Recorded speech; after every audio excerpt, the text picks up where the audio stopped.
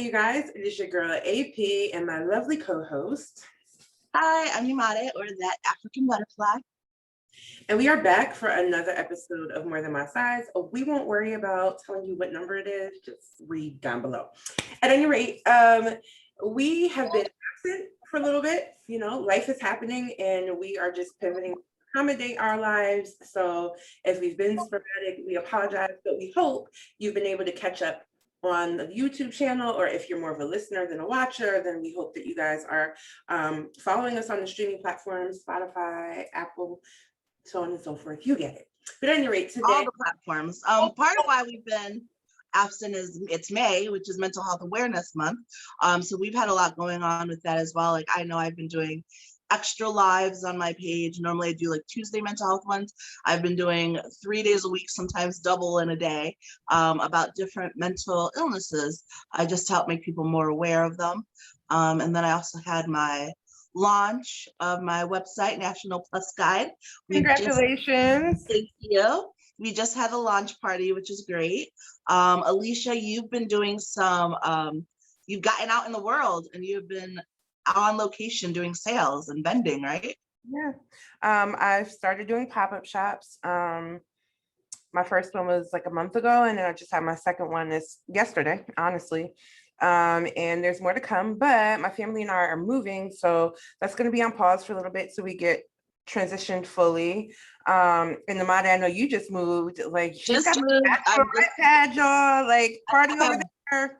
Boxes everywhere, but yes, bachelorette pad. We're decorating it with all the pink, which I've never really like fully embraced decorating before, but it's going to be like super girly, but I'm excited.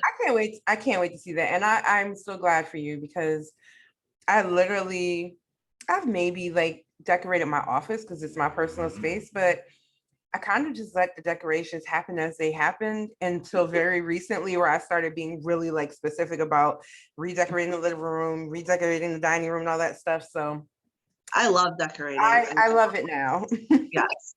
It's so fun. I love having a vision. I love like coming up with themes. I love making collages, trying to figure out like what I want to put where, spending hours shopping. That's why I like helping. You're one of those vision board people, aren't you? That's why I love helping other people decorate. It's like all my favorite things and not my money. It's like a dream. It's a dream. So if you need help decorating, I'm happy to help. I do. I'll be hitting you up. But as Namadi mentioned, this month is Mental Health Awareness Month. So obviously we want to touch on that, but it's also a few other awareness months going on here. So besides mental health awareness, we have arthritis awareness, which, hey, I'm an arthritis warrior. It's also lupus awareness month. I do not have lupus, but I certainly have friends and family who do. Yeah. And we're also celebrating, or making aware from May 15th to June 15th, Tourettes Syndrome awareness. And no, I don't have Tourette's, but I love someone who has Tourette's. And if you guys follow me, you know that is my oldest son.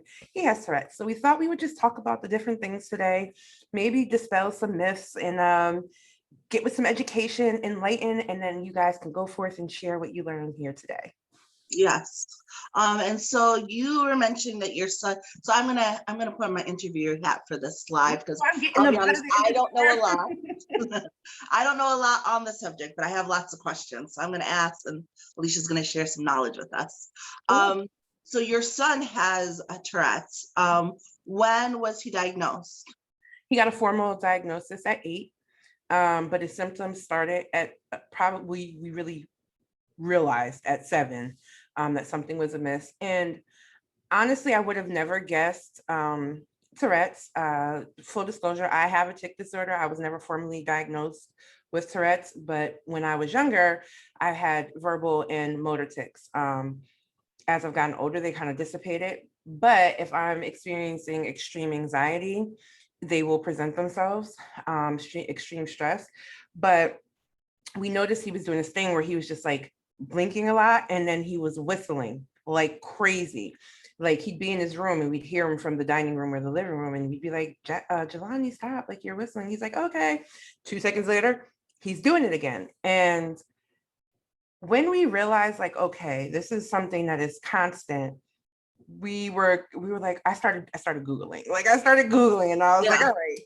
By the time I started Googling, and it wasn't just whistling, it's like he would whistle after every word, or even in his room by himself. The next thing he started was like clearing his throat, which is actually one of my tics. Like I will clear my throat a lot. It's been more since I had my thyroidectomy, but that's what kind of like set me off. I was like, all right. So as I was honing down the list, basically, I'm like, Tourette's is the thing that makes the most sense because he had both the verbal and the motor aspect. Like he would grimace a lot, or like the blinking was a motor tic. So, we basically took him to his pediatrician, who just happened to be a specialist for children on the spectrum. And he is the one who gave us our formal diagnosis. But along with that, he also has ADHD and sensory processing disorder, which is, they all fall on the autism spectrum, just varying degrees. And he got all of those diagnoses all at once. That must have been a lot. I mean, you had been Googling, so you Yeah. kind of like had an idea, but I feel like it's still, especially because I think no one really wants to have labels on their kids if they Right. can help it, right? So, like, what was that like, just having, especially all those diagnoses at once? It was, I always suspected ADHD because my daughter was diagnosed with ADHD, but I will say there was relief in knowing what it was, because then we had a starting point. Like we knew where to kind of go from here to kind of figure things out. And the biggest thing was just understanding what Tourette's is. And the God's honest truth is nobody really knows. There's so much study about whether it's genetic, which wouldn't be surprising since I have a tic disorder. Or it can be, they're now doing research that's saying that ADHD and Tourette's could actually be maybe an environmental response to stress or something. They don't really know. There's more research being done. They know that it's nothing that can be cured. There's medications that kind of like suppress people's tics in the most extreme cases, like tics that cause people to hurt themselves, because there are people, and there's varying degrees of Tourette's. Some people it's very mild. You may not even notice that they have tics. For some, it's intermediate, and for others, it's really extreme. Coprolalia, I think I'm saying that right, is when they curse, and they can't control it. Everybody kind of like thinks that's Tourette's because it's what you see dramatized on TV the most, but it's really not. So it was just learning about it, and really we started with just asking him, how do you feel? And he just told us flat out, I don't even know that I'm making noises or I'm ticking. He's just like, but it's like an itch I have to scratch. And we realized if we tried to get him to suppress it, it's just going to create a buildup, and then he will tick so much more. Yeah. And it became about having to make the world around him adapt to him, because whether it was school or in the congregation or things like that, he's making noise wherever he goes. And for most people during a time it's supposed to be silent, it's like, okay, this kid's making a whole bunch of noise. So it was, and fidgeting and moving around a lot. So it can be distracting. And honestly, like my congregation was best about it. Like we just explained to the elders in our congregation and they were like, no worries, no problems. Like we don't care. Like, and if it got bad enough, we take them out of the auditorium and like sit in the hallway with them. I learned that he likes when I rub his back for whatever reason. That sensation, that motion calms him down. And it feels like as he got older, we have seen an array of tics. Okay, we've seen different noises, different physical movements. Some of them have been comical, some of them have been funny. And puberty can actually exacerbate it. So he'll be turning 13 in July. So we've seen my son just like shoot up all of a sudden and his voice got deeper. So we're just waiting and watching. In my opinion, we've probably seen it kind of decrease, but we don't know what the ride's going to be like from 7 to 13. Like we've seen so many. So we're still learning as we go. Yeah, I mean, I'm sure that there's no way, because even with most mental illnesses or disorders, like they're still studying it too. So there's so many different things that encompass it. I didn't know a lot about Tourette's, but I saw this movie, I think it's called Phoebe in Wonderland. It was starring Dakota Fanning's younger sister. She was so good in it. That's when I became a fan of hers. So I was like, she was so young, but like really. Yes, I told my son I wanted to watch that with him. Yeah. I think you were the one who mentioned it to me before. We haven't gotten around to it, but we did watch like a couple of documentaries together that were on HBO. And I think the thing that I appreciated most was my son was just like, oh man, I can relate to this.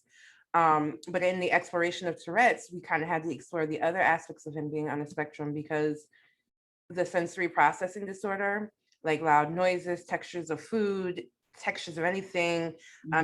He has like this OCD with his hands, bright lights, like there's this whole thing. So we had to get savvy and like change from regular bulbs to LED adjustable lights, for his sensory needs. We try not to blast TV, music, and things like that because it can cause him anxiety. When he's ticking, like we don't say anything about it anymore. In fact, it's the point where like if he is ticking, if he's not, I'm like, where's he at? What's he doing? Like, because either he's asleep or I'm like, where is he at? Because we've just become so accustomed to it. Our biggest battle was probably the schooling. We had to get a 504 plan. And for those who don't know, 504 plans are legally binding documents that come from the Board of Education in the state, along with a doctor's signature that says that this child is allotted these caveats, or I can't think of the word, but allowed these things to do in case he's having a really bad episode. And what was happening was he was getting into it with the kids because they were picking with him. Like, oh, John, you're making noise. Oh, you're doing this, that, and the third. Like, this kid was messing with him. My son ended up stabbing him with a pencil. And they were like ready to treat him like he's this big bully because my son is big. And I'm like, this kid was bothering him. And what you guys don't understand about sensory overload, everybody's not going to rock back and forth, flap their hands and, cry and hum. Some people are going to have an angry reaction and they cannot really help it. So after that, they wanted to give him an IEP, but the problem with that is my son is in all gifted classes and he outscores everybody on the state test. So they're just like, they had no legal grounds to put him in special education. That's what they wanted to do. They wanted to dump him into special education. I'm like, that's taking away from resources for children who actually need it. Right? So we fought, we got a 504 plan in place, and we still had a hard time with the teachers like adhering to it. Now, when he had a younger teacher, it was like she was more well-versed. I don't know if the education has changed, in college when they're becoming teachers, but the older teachers were the ones that were kind of like very old school, like sit on your hands. This will go away if you just be quiet. Oh, all of that. Well, I love that you mentioned that because I was going to say something to you earlier, which I'm glad that your son had you like looking into like what's causing those things and figuring out a way to adjust life to make him comfortable, because I know that I was either reading or watching something where they were saying that a lot of times with various communities, but especially in ours, when kids exhibit ADHD symptoms or spectrum symptoms, it's often literally spanked, beaten out of them to tell them like, sit still, stop making noise, stop doing all those things. When sometimes it's just kids being kids. So let's start with that. But B, oftentimes it's also them portraying symptoms. And whereas in other cultures, they may like take them to the doctor, see like what's going on. Often in ours, it's just, like you were saying with the teachers, like, just stop it. Like, just stop doing it. Stop fidgeting, stop making noises, stop doing stuff. When really they need their parents to be champions for them, like you were for your son, to see like, hey, is this more than just him being like a anxious kid? And the problem, that we ran into, it was like, they looked at us like the audacity of y'all to be showing up at this school, like a lot. We were going up there just to enforce the 504, like, because we're having so many issues. So the school he went to is called a theme school. And that is a very rigid and structured kind of setup for the schools down here. So it's uniform, very like stringent, strict, you stand up tall. We're trying to create leaders of tomorrow. So that's the kind of school he was in. So their expectation was, oh, he's in gifted classes, he should be able to do this with no problem. And I'm like, you're not understanding. The best thing that ever happened was the school psychologist sitting us down with the teachers. Me and my husband had to come in. And she's just like, everybody pick up a piece of paper. Here's a pencil. Here's what I want you to do. I want you to start writing the lyrics to the national anthem, right? The national song. But when she was just like, when I tell you to stop, I want you to drop your pencil, clap your hands, do something weird, blink your eyes like 5 times, then pick up right where you left off. After doing that so many times, and she kept saying, stop, stop. And the teachers were just like, oh, I can't do this. Like everybody was frustrated, like, how am I supposed to get this done? And she's like, that is what it's like for his mind or for children like him. And That's a then great example. in that perspective, the teachers were like, it was like you saw their mouths drop open. I'm like, you guys just got frustrated within 5 minutes, not even, trying to write these words down and being interrupted. That's what his thoughts are like. He can be overstimulated very easily by things going on. And I don't want you guys making my child a pariah. Instead, use this as an educational opportunity to teach the students in your class. You guys have resources, play a movie, play the documentary off of HBO. And I sent it to his teachers, like, he needs you guys to champion him too. Because if he's one out of 20 students in his classroom who feels like, this is where you'll see the grades drop and you'll see the, it will get worse.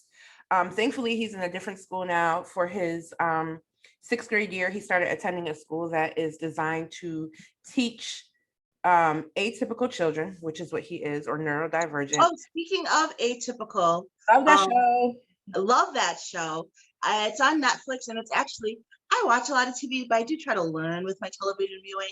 And I actually learned a lot about people on the spectrum and autism from that show. Like, I didn't know about like the sensory things and stuff like that. So it's like interesting and a little spicy, but you really do learn a lot about autism. When my son is a little bit older, because it's addressing some adult subjects in that show, I will allow him to watch it. Yeah, we restrict TV over here, y'all. But he's in a school where they teach atypical and neurodivergent children alongside neurotypical children. Mm-hmm. And 16 kids per classroom. There's only 250 kids in the entire school, grades 6 through 12. And half the class, 8 of the children are neurodivergent, the other half are neurotypical. They have one general education teacher and they have another special education teacher, and they work together and everyone gets taught together. So awesome. What happens, is like, it's a crossover in communities, but for the neurotypical children, they're now becoming accustomed to being alongside children who are different than them. Which is also important. Yeah, because they begin to understand the nuances and the different ways that these children are going through things. They're going to carry that out into the world with them. They're going to carry that into when they're older and they're going into jobs, and they're going to know how to treat people, hopefully. But it can be, I'm really grateful that a few years before I moved down here, to the South, I actually worked for wraparound services where I lived at, where we did early intervention for children who were on the spectrum. So we handled kids who were before pre-K up to kindergarten. And then like the program kind of changes as it goes on to adapt to the child's age, but I was the administrative case management. And so I got to read through the charts and all that stuff. I had to sit in on advocacy meetings and go advocate for resources for the kids. But it was that education, like that hands-on experience, that kind of made things click faster than what they probably would have. Mm-hmm. And I'm super grateful for that, to the point where now we're beginning to recognize in our second son that he's exhibiting the same type of behaviors that my son did.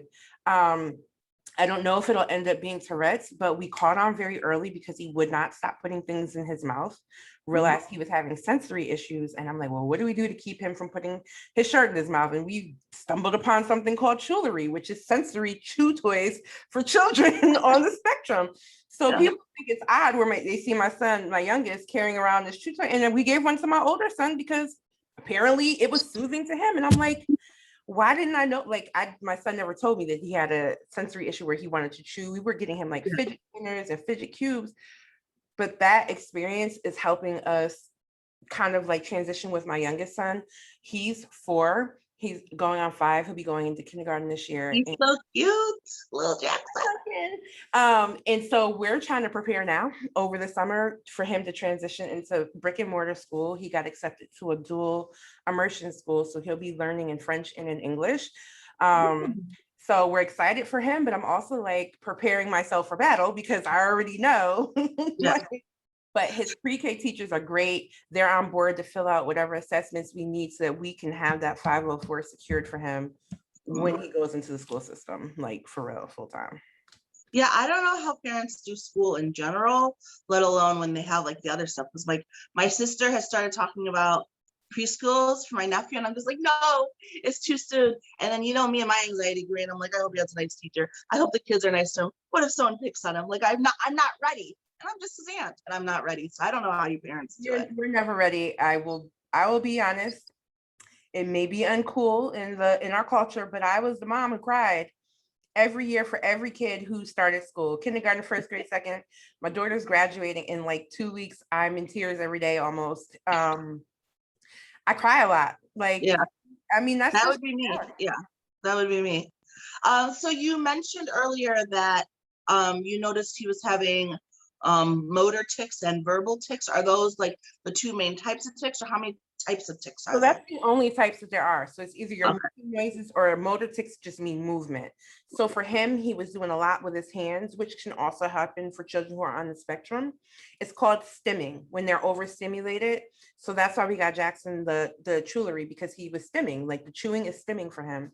And it's when they're doing a repetitive motion physically. With tics, you'll see for him, it started with like blinking, and then the hands were moving often, or he would, like I said, he grimaced his face, or he would like jerk his head back or something. But it wouldn't just be like one time. It would be like consistently, like every couple of minutes. And if we noticed, as if he was in a situation that felt like anxiety to him, whether it was math homework or something he didn't excel at, we would see it ramp up. My kids are hella sensitive to loud voices. So like we went through a stage where my oldest was giving us a run for our money. So in the household, it was pretty rough with, mom and dad always going at it with the age child. And for them, it was over like stimulating for them. Like Jackson will just cover his ears. He'll ask for headphones. He hates loud music, like the whole 9 yards. So we're just trying to pay attention to do things to kind of help alleviate that anxiety. But if they are ticking, if they are stimming, like we just treat it like it's normal because it's normal for them. Yeah. Yeah. It's good to, I think, for people to just try to keep that in mind. Like, you want to like cater and make the environment comfortable for them, but you also don't want them to feel like they're weird or awkward, or Right. like it's their normal. It's not the normal you're used to, but it's their normal. So if you want them in your life, you sort of just adapt to their normal. And I think that a lot of times people act like people who are on the spectrum or have those different disorders are like somehow going to live like sadder or less fulfilled life, which isn't the truth at all. Like you said, he is one of the top performers in his class. And they go on to be just as, what is the word I'm looking for? Like anyone else. And I think the biggest thing is to honestly, as much as we are accommodating to him, to both of them, we're also teaching them simultaneously that the world will not always treat you the way that mom, dad treat you, or those in your community treat you. So trying to soften the blow, because like I said, he's like a gentle giant. Like my son is this big kid, and he's like, he can look really intimidating, but he's like this sweet which little is a concern anyways, like size wise. Oh my God, He's a black boy, and now he's a big black boy and a big black boy with autism and sensory issues, and it's just and like what scares me is that because that situation with the pencil, like that could have gone on his record permanently had we not like gone to bat, because the parents were obviously upset. But I'm like, you have to teach your kid that they can't just be pushing my kid around. And my son is one of those kids, like it's a buildup before he blows up. He's not he's not an angry kid. He's a very joyful kid. He has insane amount of random facts about insects and birds that I don't know where he gets it from or how he names it. So he's like this nerd. He's a nerd. Like I love it. If you see him blow up, I'm afraid because he is not necessarily aware of his own power and his own strength. And if he's triggered, we don't know what that will look like. And God forbid he be in a space where we're not there. And somebody decides to use their tears as a weapon against my son, it's very likely that would not end well. So these are things that I'm constantly thinking about. And it broke my heart when last year we had to have the talk with him about being a brown boy in America, a Black kid in America. And I don't know if it's because he's just used to the community we're a part of, our family, the culture of life that he's led, that it was heartbreaking. He cried. And I hated watching it. I was like, oh my God, I'm going to cry right now thinking about it. But it's like, we got to protect them the best way we know how, and knowledge is power. Yeah, it's unfortunate because sometimes people will be like, oh, well, just don't talk about it. And then you're not feeding into it. It's like, that's not how this racism thing works. And you actively, like you telling someone, oh, just don't feed into it, everything will be fine. Then they enter a situation where they act like everyone else would act. And now they're shot or they're hurt, or you know what I mean? Because it's not the same. And you do have to tread more careful than some of our counterparts. And that's just, unfortunately, it's a fact. Yeah, and that's actually a conversation me and my mom have been having a lot lately. She just grew up in a different time, different era, different cultural background than myself. She grew up in Bangor, Maine, where it's predominantly white. And even though she experienced racism, I don't think it was much of a conversation in her household because my mom's family is very mixed, right? And so when we were older, these were not conversations my mom was having with us. My mom just always made sure that we spoke properly because, you know, she did it in subtle ways, right? Like more like in a micro aggressive way, like Yeah. speak properly, don't use slang, don't use the Same. N-word. You know, when you're carrying yourself, carry yourself like this, that, and the third. She wasn't saying the reasons behind it. Like my mom gave us all very racially ambiguous names. So it wasn't like we had to worry about being called out because of our name, but she was really training us for how the world is. Yep.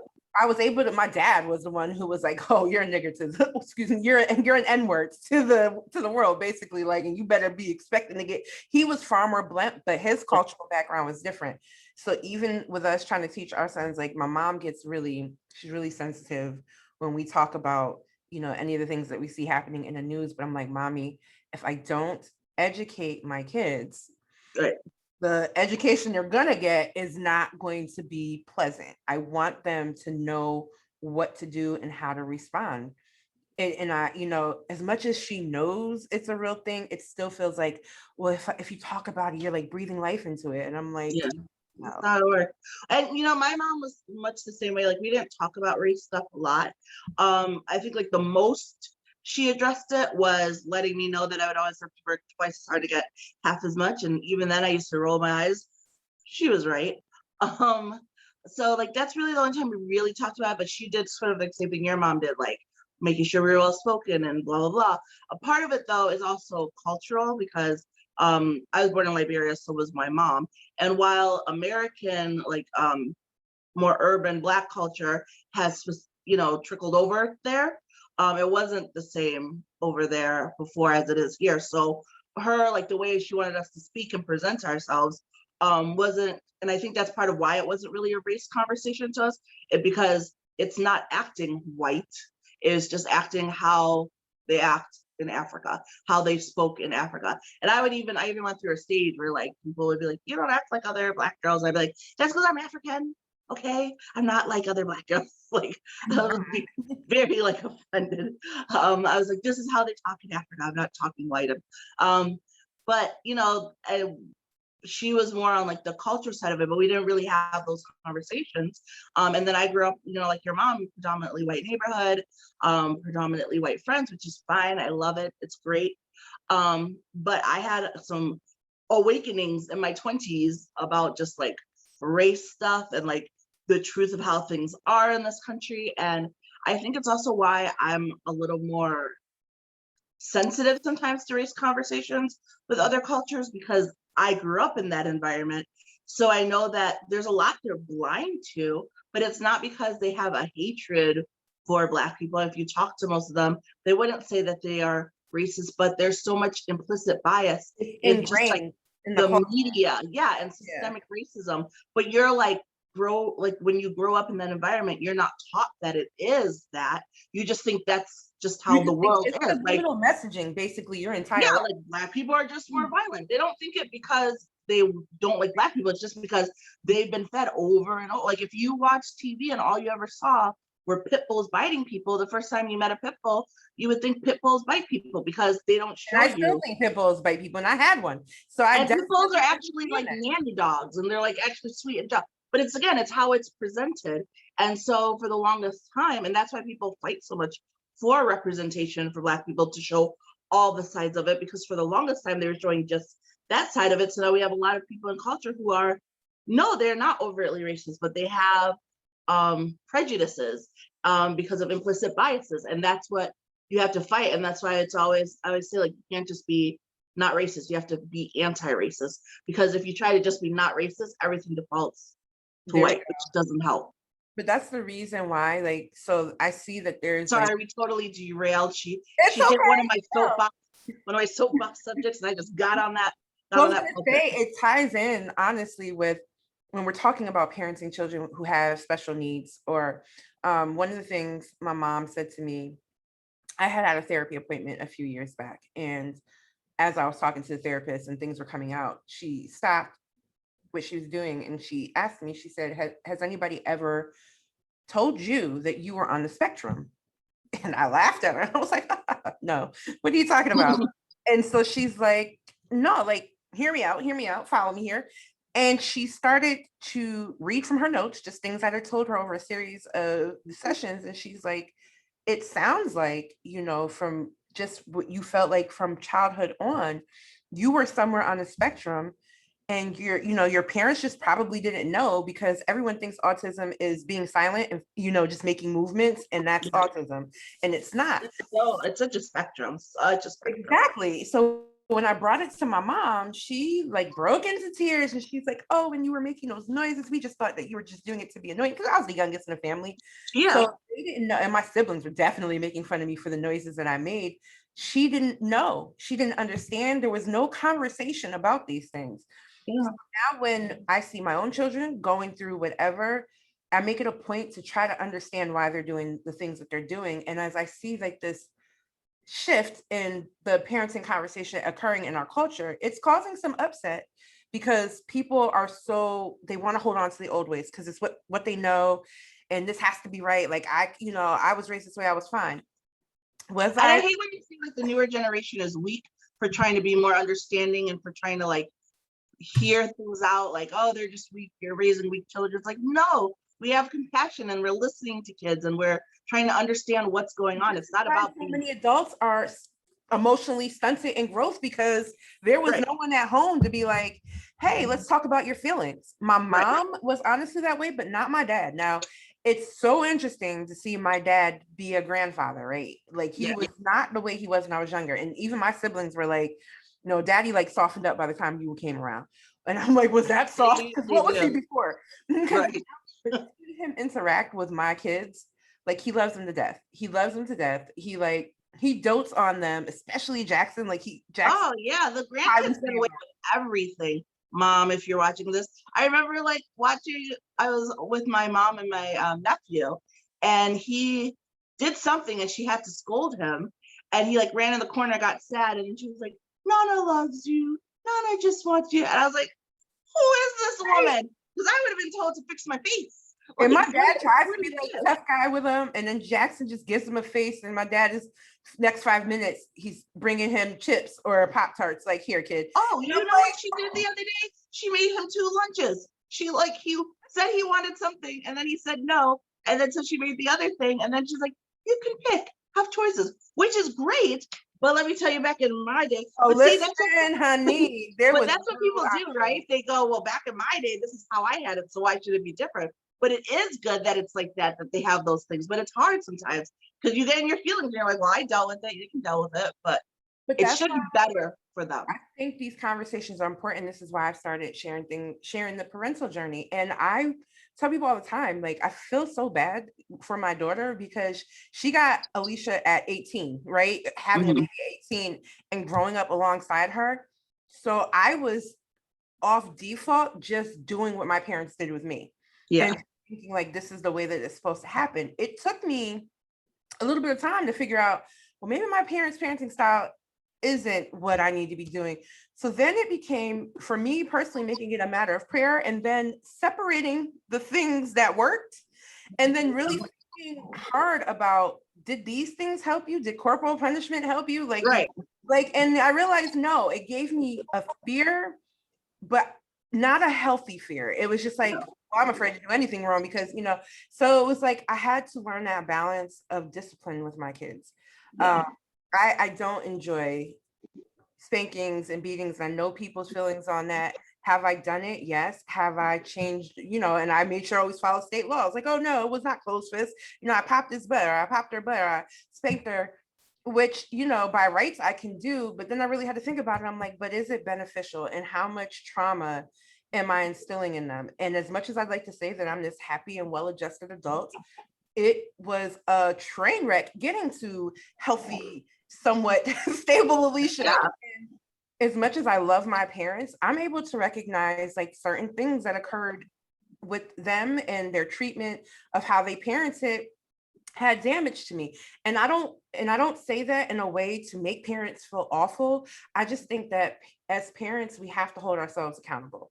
And we have to, you can say, oh, there's parenting books and all that stuff, but there's really no parenting book that's gonna. Well, not only is there no parenting books, but your kids are all different. Like, we're all individual people. And you can't parent them all the same way. And sometimes, and I was having this conversation actually with my mom, because she was like, I try to do my best. I'm like, you're a great mom, you're a fantastic mom, but you're not always going to get it perfect, because you're a person and I'm a person, and my brother and like, we're all individual people, and we try to like mesh as well as we can. Like, I love my family. I feel like we're all really supportive, we're all really considerate of each other's feelings, but no one is perfect. So at some point you're going to clash. At some point you're going to do something which maybe one sibling would have been cool with, but the other sibling can't stand. And as a parent, I'm sure it's a lot trying to juggle all those different personalities and your own personality. Like, you're human. This is why, like, a couple of years back, I started letting my son, with his permission, like sit in on YouTube and like have conversations. So there's 2 videos on my YouTube page where he's discussing, his journey with Tourettes syndrome. He has a business now with ticking time bomb t-shirts. I was going to mention that. Yes, it's a play on ticks. And he has all these other ideas about hoodies and t-shirts that he wants to do. So my husband was like, well, maybe we should get Jackson his own jewelry line, like, since that's his thing, and merge them 2 together and let them have a business together. And so now that's what me and Dad are working on. Because I want my children to feel empowered, despite they have what the world considers to be disorders that, can make them feel disenfranchised and make them feel like they're less than. And I want them to understand that, no, you're just as capable, just as important. And I think the biggest thing is, I'm still working on this. I'm still working on this children's book where it's a kid with Tourette's, ADHD, and depression. Is based on my kids. And those are their superpowers. Like, and they're going to be.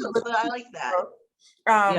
But I think that representation is important. But by my sharing, and my son being gracious enough to let me share, and even my daughter, other parents are coming forward to share now, like, oh man, I saw my kid do this.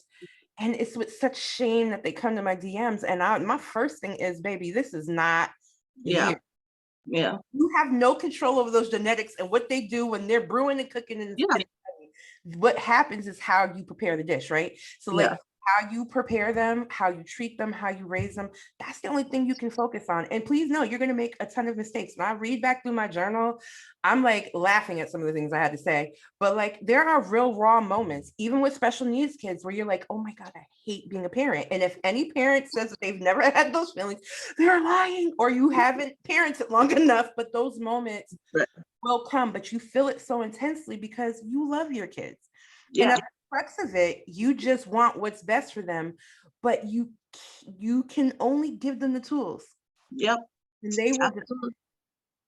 No, you're so right. I really, though, have to say I appreciate you, even though we went in a few tangents. I'm glad that you were able to chat more about Tourette's. I think, something that you mentioned, which is when you finally get the courage to step out and say, this is what I'm living with, the amount of people who will come to you and say, hey, me too, I've been waiting for someone to speak up about this. That's how I started doing all the stuff I do now, is, like, I would write an article about depression, and then so many people are like, oh, thank you, like, no one's expressed it that way, or you explain things the way that I understand. And I was like, oh, I just doing me. But you never know if the way you present a message is exactly the way somebody needs to hear it, even if they've heard it from 5 other people, so that's why I always encourage everyone to speak up, everyone to talk about issues. It really helps. It helps you heal, and it helps you connect. Absolutely. And I think all of it's therapeutic as long as it's being done in an intentional way. And I think it's really important to have safe spaces where people can connect. So what I would like to do is in this video, drop some links down below of safe spaces for children on the spectrum, parents who are parenting children on the spectrum. And there's actually a group specifically for melanated women on Facebook that I have found super helpful. And it's not that I have anything against my caucus sistren. What it is that oftentimes accessibility is different for us. Yeah. When I worked for the pre-K department at the state, I worked for a childcare organization that basically we create all the rules for the daycares in the state of Georgia and for pre-K. So I worked for the commissioner of the pre-K department. I was her assistant, and while I was working under her, it was new for me because I was coming out of the legal department, and we would have a lot of conversations about her experience. So as things were going on with my daughter, because right around the time like I transitioned into that role, my daughter was in a psych ward in the hospital, and my son was going through what he was going through with the tics, and he had just gotten his diagnosis, and we were fighting with the school. And my boss came to me and she sat down and she said, I'm going to give you some tips. I'm going to give you some suggestions. I'm going to give you some information to say to these teachers. And you know why she told me that? She said out her own mouth, she's like, you have Black children. They are immediately going to be criminalized. It's not right. It's unfair. But this was her speaking from her No, own. it's true. Like, I mean, there's been Right. tests done. Because I think it's before like, she was a teacher in the school system. So she's Yeah. just like, here you go. Here's what you say. These are the key words that you use. And this is what will get the job done. It's important that other Black women understand that and know that, and Black fathers too, that we have to, like you said, like your mom said, you have to work 10 times harder to probably get half of what you deserve. However, it does help to have a fighting chance with the information and the knowledge that you have. Yep, absolutely. So thank you so much. So you're going to include those links, and then also include the link for his shirts, the Ticking Time Bomb, if anyone would like to help that. And actually, when she mentioned that, as I mentioned, it's Mental Health Awareness Month. My brother has a t-shirt line called Believe Divergent, where a percentage of the proceeds go to nonprofits each quarter. And this month, or for this quarter, I did a special t-shirt line of mental health awareness shirts. So there's like, be kind to your mind, grow through what you go through, mental health matters, and speak up for what you believe in. So those are available as well. So we'll include the link to Believe Divergent. And NAMI Delaware is one of the nonprofits that the 20% of the proceeds will go to for this quarter. So thank you so much for joining us for this really important conversation, guys. And thank you for being so transparent, Alicia. Absolutely. It's always a pleasure, you guys. We hope to see you next week. And of course, sound off below. Share your questions, comments, and experiences. We're going to post a Spill It question over on Instagram, and we would really love for you guys to engage and maybe share it so that other people can get involved in the conversation, because like we said, knowledge is power, and we want to spread that information and give everyone a fair chance at having that power over their lives. Thank you so much, you guys. We will see you next time. Bye.